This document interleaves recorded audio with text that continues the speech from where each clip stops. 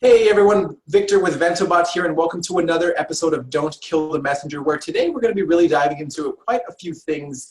And I met this guest here at an eWomen luncheon. She presented, and some of the things that she was mentioning really resonate with me as far as sales go. However, she has so much more to talk about than just that. And we're going to be diving into it today. Now, my special guest, Rhonda, she's the founder of Divine Navigation, which really puts the power of divine presence behind your purpose to accelerate your impact and expand your reach and increase your income, which who does not want, right?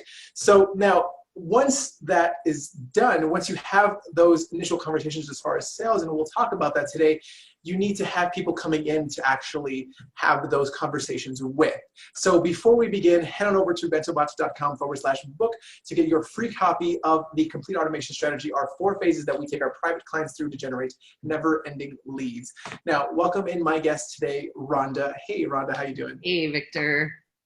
Awesome. So, like I said, when I met you, I was like it was so serendipitous for sure, because like I just so happened to be going to that through an invitation that happened earlier that week.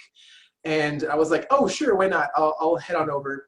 And then like you were there, and I feel like we had a really cool conversation around sales, and some of your presentations, you definitely talked about that, and like soulful selling.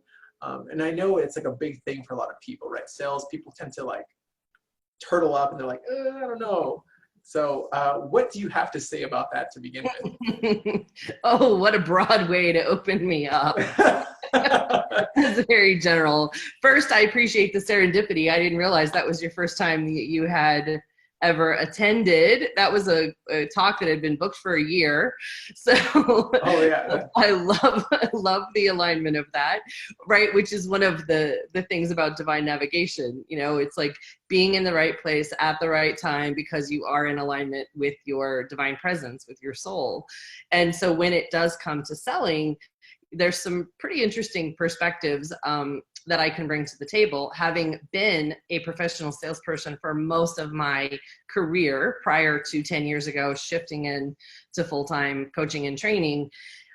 They used to send me other salespeople to train because I was so good at it, and I didn't really know what to do with them because I wasn't aware of what I was doing that was so magical. And you know, and even being a salesperson by job title, I never considered myself a salesperson. Like I didn't like to sell, and most of us don't like to sell.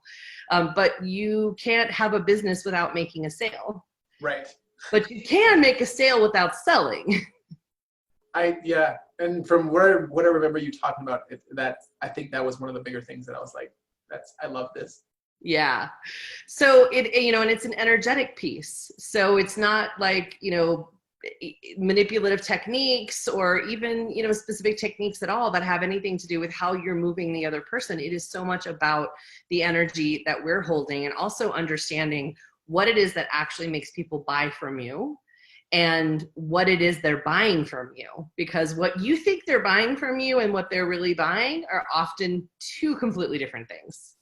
Ooh, I love that. So let's dive into that a little bit more. Like, what is it? I guess I feel like that's kind of like a really wide and can go into a really deep rabbit hole.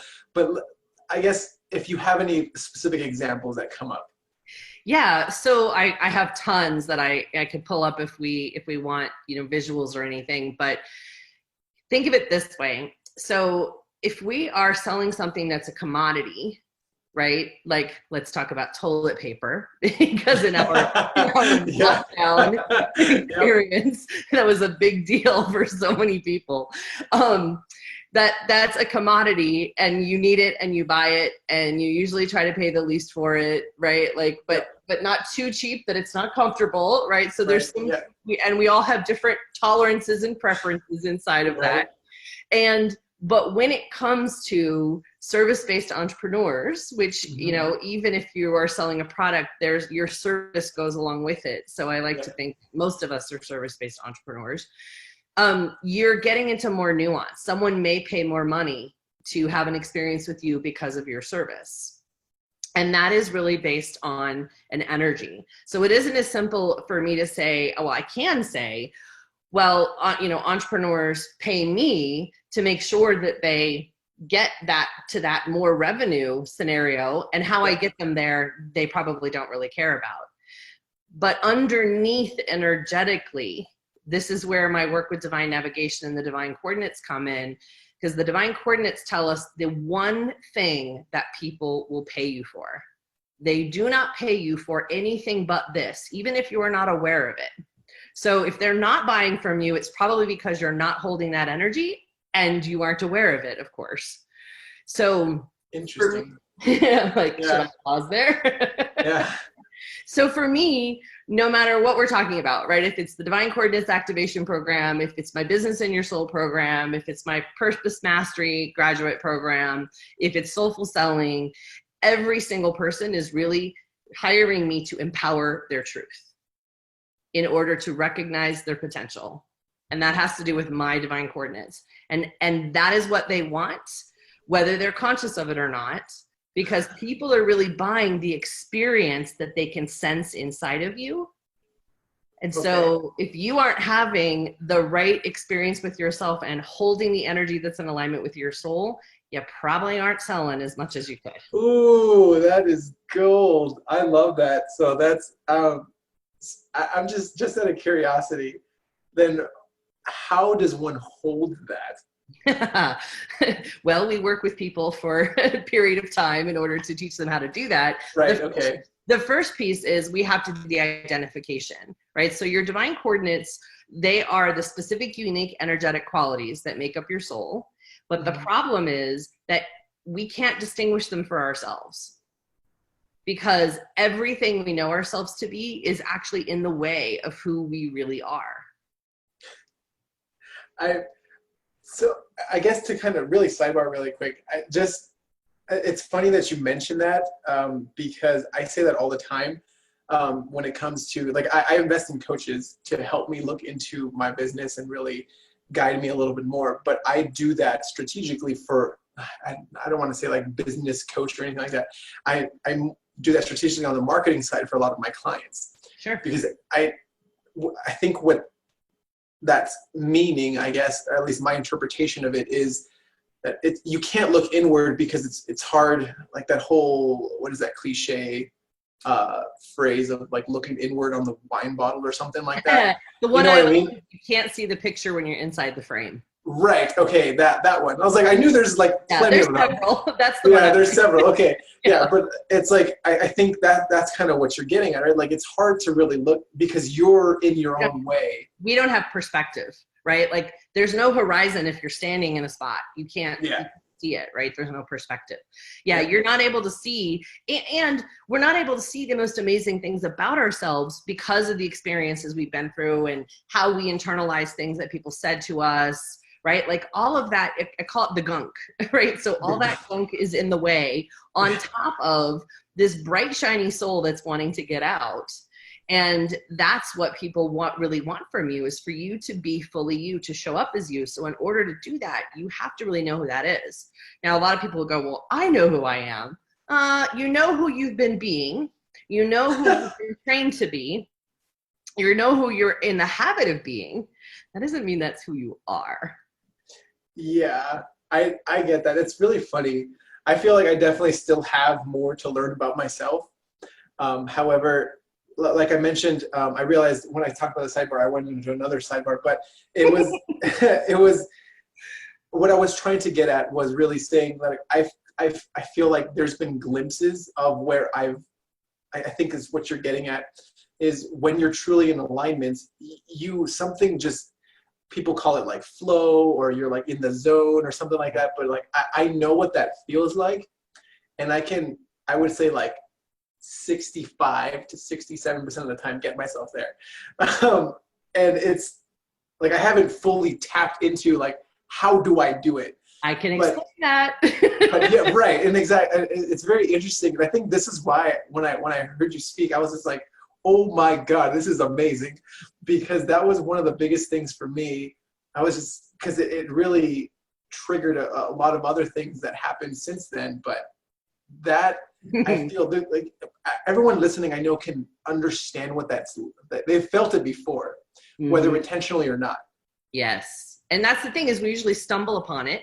And so if you're in flow and life has worked for whatever period of time, then you've probably stumbled on at least 2 of your divine coordinates. But the problem is that you stumbled upon them. Oh, right? You're still not conscious of what they are. That's the problem. And you can't identify them for yourself. So then, oops, how do we deal with that? Well, luckily, I was gifted a process from the heavens that helps you identify that, right? Like that's clear what it is. Then back to your original question, I think, of then how do you hold that energy? Well, first you have to have it identified, and it's not something that you do for yourself. And again, when you get that flow of accidentally, serendipitously, excuse me, having stumbled on at least 2 of your coordinates, the problem is when you fall out of that, you don't know how to get back there because you don't have the map. You ended up there by accident, and you don't know how to recreate it. And so usually people start going, well, I was doing this and I did that. And then they focus on the doing pieces. Does this sound familiar? That's funny, because I was like, that's why I said like 65 to 67% of the time I can do it, because I was like, what was I doing? Like, right. It's not what you were doing. Right? That's like, the key distinction. It has nothing to do with what you were doing. It has to do with who you were being, because plenty of us do something new, right? So we think we want to change our life. So we go about doing something new, but we do it in the old way. And we end up getting the same kind of results. It's never in the doing. If it were in the doing, everyone could follow the same exact formula and get the same exact results 100% of the time. That's awesome. So you're telling me that with any of your programs, really, it sounds like it really helps to us start identifying this. And once that's done, you're able to hold that energy and really keep yourself in flow, so that you're able to actually get what you want and then like what you're really meant for. That's the more important piece. Yeah. So in our Divine Coordinates Activation Program, that is where we do the identification, and then we teach you how to hold it, right? And it's a process. Like this morning I had a call with one of our groups, and a gal who got her divine coordinates about 4 years ago had a new breakthrough. And she's like, wow, this thing just keeps unfolding. And I'm like, yeah, because you are getting to know your soul more and you are evolving. And really the whole point is to elevate your expression and the mastery of these energies. Like that is your purpose.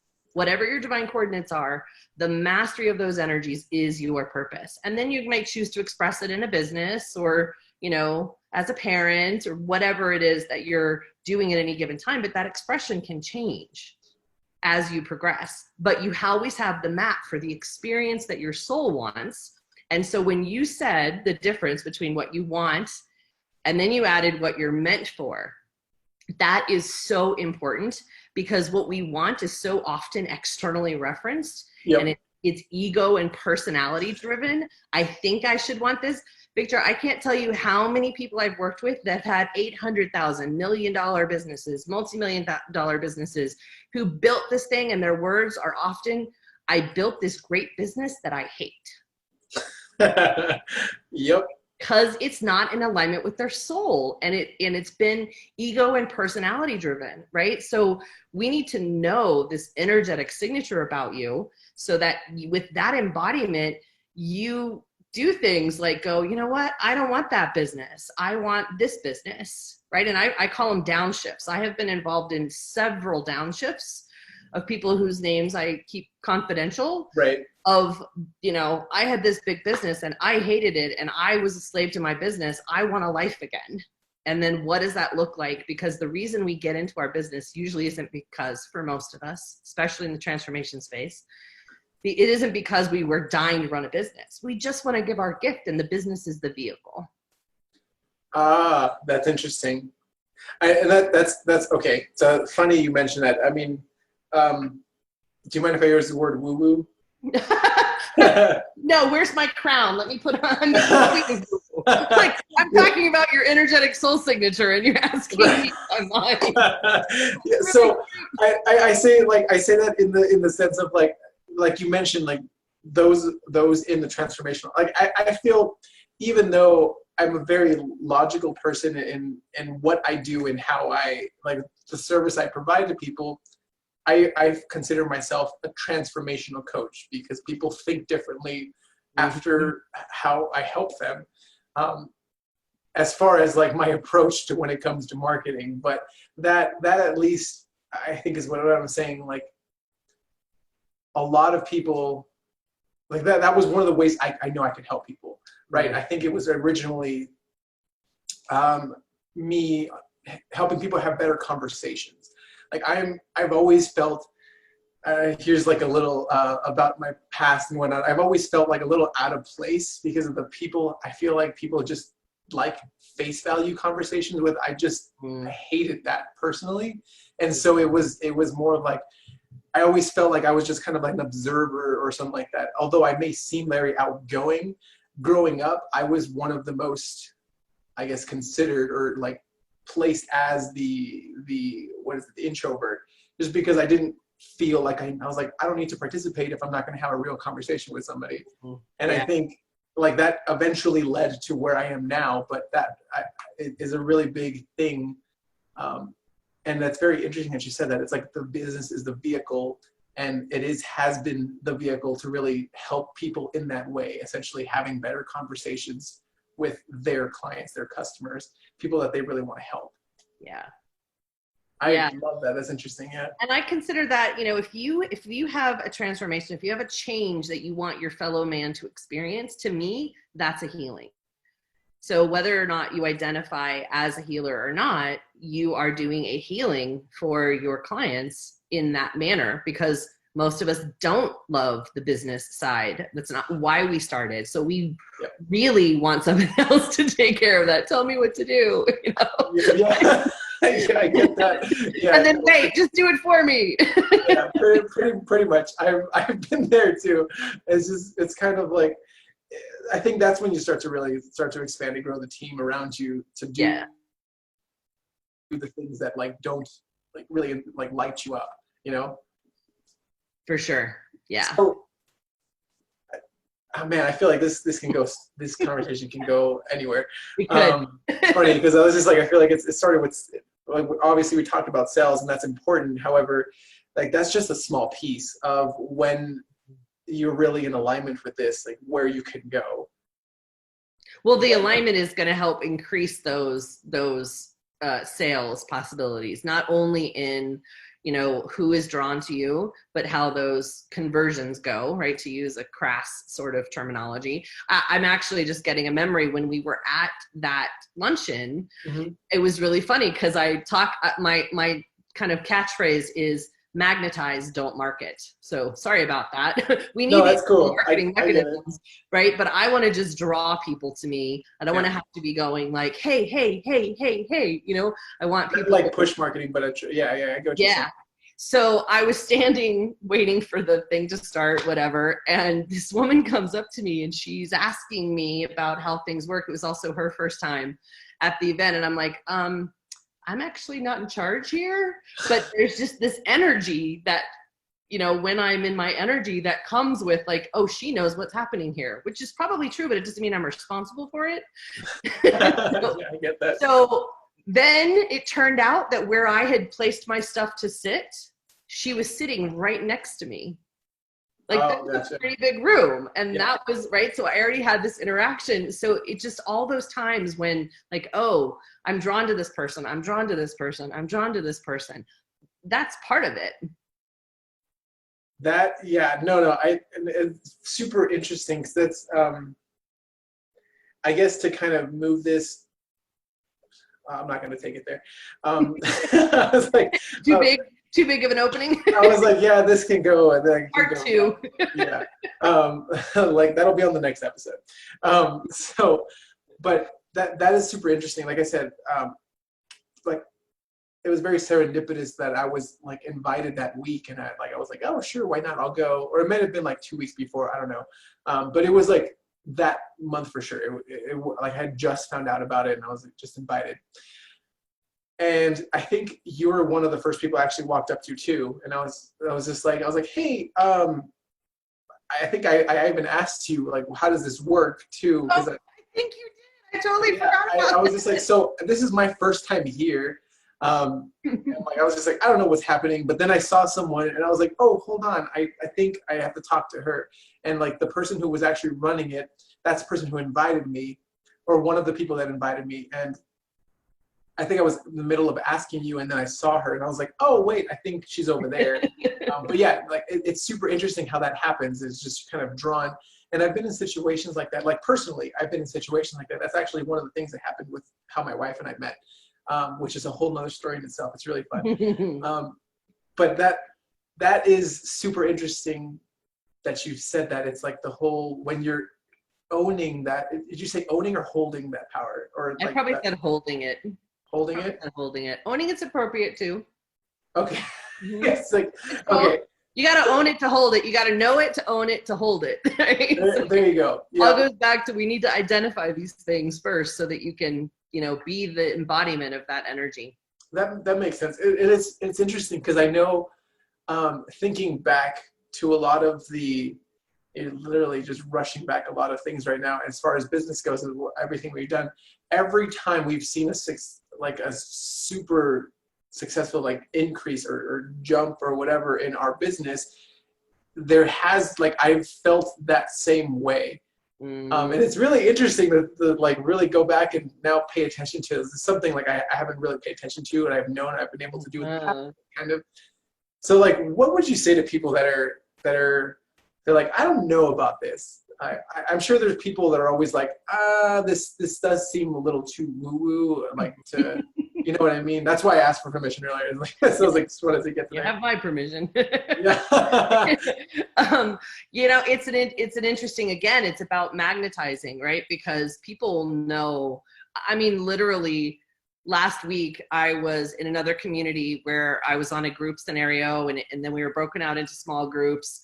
And a gal I've had one other brief conversation with was in that group. So whatever, her question she asked and I answered my perspective on it.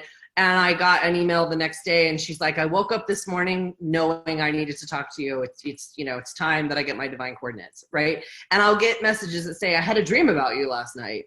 So if you're not into woo, I'm not going to convince you. Right. No, that makes sense. And I've had people, it's been where I'm having the 10th anniversary in January of when the divine coordinates process came into me. So it's been a while now. I'm very blessed to have had this amazing decade. But people tried to tell me like, oh, you should change the name because divine is going to turn some people off. And I'm like, okay. Like that's all right with me, like right, yeah. If it doesn't resonate, then it's not something you're going to love. Like the people who get the most out of divine navigation or any of our programs really tend to be people who have already done a fair amount of personal and or spiritual development work. And they almost always say the exact same thing. This was the missing piece. I love it. And they've been looking for it all over the place, but they literally almost the verbatim, the same exact words come out of people's mouths. They keep coming back to it and they're like, not yet. But then they realize I should have done it then. Yeah, sometimes it takes a little bit and that's okay. Like we do know that on average, it does take a while. I won't tell you the number because I don't want anybody to think that this is the first time you're hearing me, you need to wait. Yeah. But I do know that in our community, right, like that there's an average.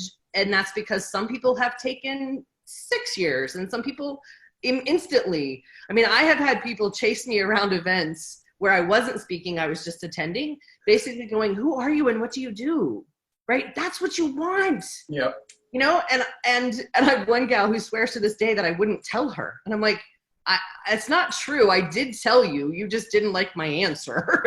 But I think it was only probably 6 weeks for her before she became a client. And she's with me for, oh golly, what was that? That was 2014. So 6 years. Geez. Yep. Yeah. No, that's awesome. That's definitely it's super interesting because I know that feeling of like being magnetized. Like there's nothing like it. Like I don't know. I think you only know like without explain. I don't really know how to explain it. I You just have know what to it feels feel like. it. You Yeah. have to feel it. And that's Yeah. why I love when you said that you realized, oh, there's actually the same feeling I have every time that bump was going to happen. Yeah. Right? So I can't identify your divine coordinates, dear listener, like through this type of interaction. And you cannot identify your own. But what I can tell you is that there are embodiment pieces that you can work on your own that will make a difference. So if you really paid attention at that time, Victor, you were likely more in your body, not up in your head or not out in the world somewhere, but more where your consciousness was filling up your physical body. Mm-hmm. And that is a feeling, that's a sensation. Like so much of our intuition actually lives in the body. The body is designed to be a lightning rod for truth. And when we're really in our truth and we're feeling that in our body, things are different. Results are different. Yep. I get I that. just keep thinking. You're like, yep. It's, I know, like, I might be thinking about it, but it's like, I'm remembering, like, I'm like, what it feels like. I'm like, yeah. It's like, oh man, I can see why people say, like, this was the missing piece, because you're just like, well, how do I get there? Usually it's, how do I do that? How do I, yeah, I didn't want to say that. But. Yeah, I know. It's true. I mean, clients that I work with, so people who graduate from my Business in Your Soul program, I work with about a dozen of those people ongoing each year. And because it's super in depth, it's like you have a business partner in your business. So I can only do that with a certain number of people. Right. And one gal, now she outs herself because she realizes she's doing it. She's like, what do I do next? Like that's always the question. And I just wait and smile at her. And she's like, oh, wrong question. Yeah, wrong question. So what is the question to ask? The question there that for her to ask, first of all, she's chronically going into the next thing, having not really completed and being present with the thing that's right in front of her. So we don't need to know the next 12 steps, right? If we're on step 12 and we aren't present for step 1, step 12 is irrelevant and probably won't work. Interesting. I love that. Yeah. Present moments and getting in your body is the first step to getting into the present moment. We have this is coming to me. I've never shared this anywhere else. And I would need, because I don't share it very often, I would need a cheat sheet to go through the whole thing. But we have in one of our Purpose Mastery retreats, I called it, well, they ended up helping me name it. It's the entrepreneur's effing slippery slope to failure. Because everything starts with an F. Yeah. and if you get like further and further down, right, it's going to failure. And being in the future is one of those steps. So I think it's, I don't know, steps 2 or 3. So there's 7 of them. Would you say, so I feel like I have to know the answer here, but would you say that it is necessary to look into the future or be in the future, but not? You can be aware. Yeah. Okay. Yeah. I was like, I'm trying to figure out how to ask that. Yeah, it's all right to know where you think you're headed, but here's the thing. If you think you know exactly where you're headed, you're the one that's probably limiting what could be. Interesting. Yep. Because, right, our 5% of our mind is conscious, 95% is unconscious. So when we try to plan and control everything, we're doing it from 5% of our consciousness capacity. Okay. Yep. So imagine what you can't imagine. You can't imagine that, right? Like it's not possible to imagine what you can't imagine. Mm-hmm. So while you can have a plan, an outline, it's really important to stay present so that you can shift gears and not let the plan run you, because you may get an intuitive hit that says, you know what, this isn't the right time for this. I'm going to wait 2 weeks. Or, oh, this is now. I need to hurry up and spend more time and get this out this minute. Right? Or wait a second, I need this one piece of advice. Victor has it for me. Right? Like you don't know what you don't know. And so that's Yeah. the beauty of divine navigation. When you're aligned with your soul, you are literally going, okay, soul, where do I turn? When? And if you've planned things out too much, you're not actually paying attention to those prompts. You can't hear them because you're so focused on the future. So then what do you, this is funny. One of my mentors, he mentions like how listening to that, sometimes ignoring that, is very detrimental, and it forces you to actually pay attention sometimes. How do you know, like, I guess, would you call it like that gut feeling, or of like, hey, something needs to change here? I think it happens differently at different times and for different people. Right? Like I ask often, how do you know what's true? Right? And people will have different awarenesses, like, oh, my body does this, or it feels like that. So it's one of the reasons why I really emphasize the embodiment piece, because so much of your intuition, for me, I have something I call the buzz, and I got to go in that direction. And when I'm working with clients, until I feel the buzz, it's not a yes, because that is my compass of truth. Right. Okay. And so that everybody's got to figure that out for themselves, how they really know. But it's why it's so important to separate out the personality and the soul. Right. So in my purpose mastery group, we work a lot with moving from self to soul to service. Self is personality based. It's what you think you want. It's what you spend a lot of time doing, so you're good at it, but it still can feel like work, right? Like one of my clients who I actually just shifted her an entirely new direction. It's one of my specialties is what I call course correction. Okay. And she was in the same space and in branding and stuff like that for a while, but struggling really for years. And when we did her work in the business in your soul, it was like, you really need to go this direction. Do you know her very first month of revenue in that new direction, she made $60,000 in the first month. And with no launch, by the way. There was one big chunk, 40 of that was one contract, right? Because I put her back into the corporate space. And she said, after all that, she's like, it has been so easy. I can't believe they're paying me for this, right? So that's the difference between doing what you're naturally designed to do and doing what you're good at. They're different, because being good at it just means you've done that thing over and over, right? Enough of the time. So, it's a process for everyone to be able to listen and separate, because her personality thought staying in what she had been doing was the safe thing. But it was safe, but it wasn't working, and it wasn't fun. It was actually miserable. And so the thing that looked risky to go in another direction opened everything up. And trust me, it took me about 5 months to get her really, like, she fought me almost the whole way, right? And until you are in that space of soul where you're not trying to prove anything, you're giving your gift, you're getting paid well for it, but you're not really doing it for the money.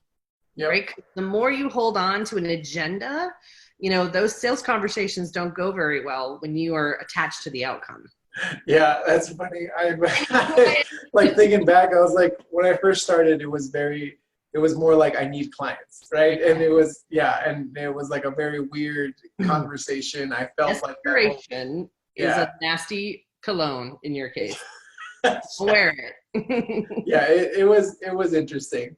I'm not the proudest of those initial conversations, but we all go through it. It's a rite of passage. Yeah. But that allows you to really move into service where, like I said, it's not about the money, but you are absolutely, by your presence, you are fulfilling your purpose, and some people are going to pay you for it. Yeah. Because you created the mechanisms and the bots and things like that bring them to your door. Exactly. No, and I love that, because I know that was when this was something like through investing in like this coaching myself, like I found that my coach, he always says, like, be the clients you want to attract. Mm-hmm. And it's like a lot of the resistance I got early on are a lot of the resistances I had myself when I was attempting, or not even thinking about investing, but I was like, maybe. And it's super interesting, because I feel like it really puts a mirror up against you, and you're just like, this is who you are. Like that you're talking, although it's a different person, like you're literally seeing yourself. Yes, it's a reflection. Yeah, yeah, totally. I mean, that's the thing about being an entrepreneur, running any kind of business. You are in for a crash course in personal development, because your business will only grow to the extent that your own energetic capacity grows. Your business cannot go any further than you can energetically. Can you elaborate on that more? I love that. Yeah. Yeah, so we were talking about the divine coordinates and then how do you embody them. So as you begin to embody them, there's a field that gets created around you energetically. And that field will expand, and your business can only expand to the same extent, because you can only hold, like, what can your energy hold? Can you hold a team? Yeah. Right? Like, can you hold a team of 1 assistant, or can you hold a team of 4? Right? Like, and that's just one example. Yep. And so it is a, the way I look at it is I am always working on the product, which is you.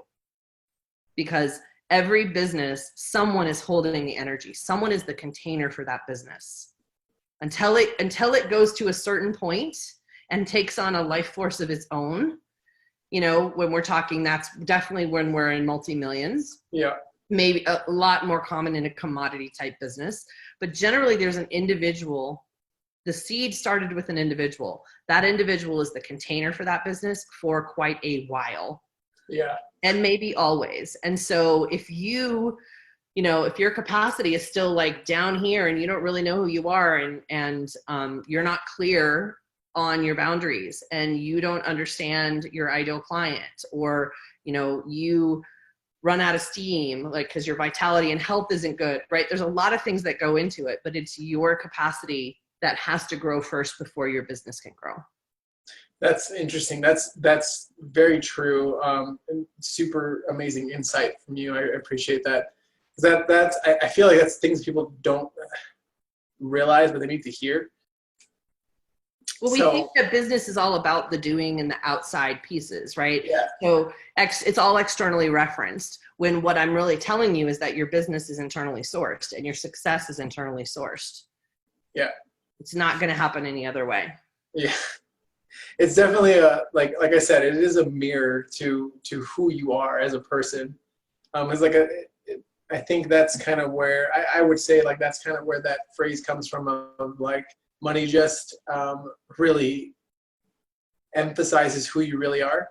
Mm-hmm. Like, so the more money you have, like, the more emphasized, or I don't know what word I'm looking for, but emphasize is not the word, but like that amplifies. Amplifies. Thank you. I was like, oh my gosh. Like, amplifies. Yeah. Which is interesting, because that's how I talk about, we want to turn up the volume on who you are. Yeah. From your divine coordinates. Yeah. Mm-hmm.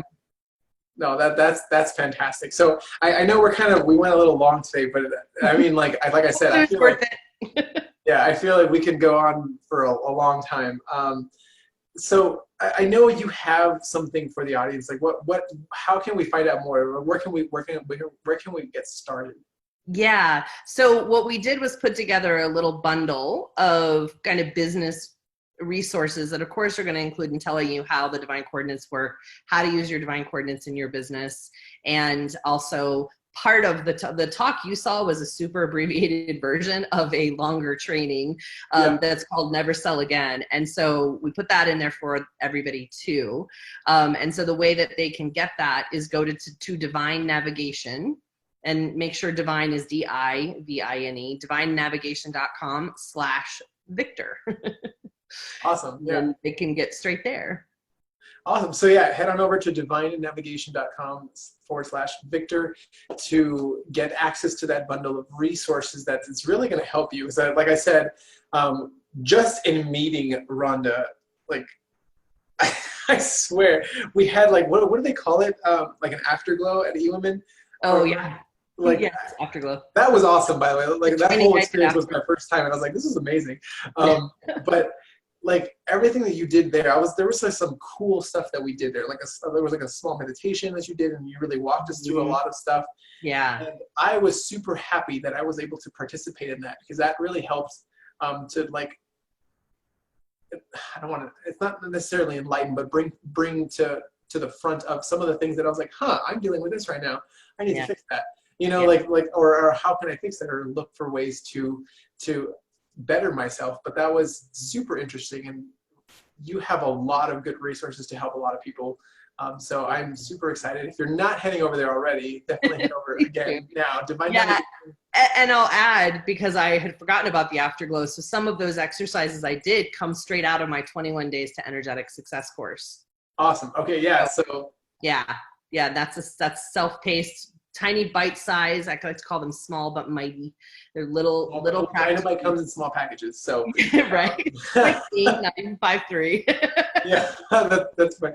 I love using that phrase whenever I can, because it really, like, it's usually this, because a lot of people say it's usually the smallest things that make the most impact. Yep. That's why I love that phrase personally, because it just relates to that so well. You know, dynamite comes in small packages. Blow up what you want to blow up. Like, cool. Awesome. Well, thank you so much again for coming on today. I really appreciate it. My pleasure. And head on over to divinenavigation.com/Victor to get those bundle of resources. Get started, really start to understand your divine coordinates so that you can do that much more and really show up the way. I know you've all felt it before. I know you all felt it before, because I felt it. And it's like, if you're asking, like, how do I get back there? Then this is how you do it. So head on over, connect with Rhonda, and for sure, you're going to get some really fun stuff. So again, thank you for coming on today. And until next time, everyone, I'm Victor with Ventobot, and I will see you on the next episode. Bye-bye.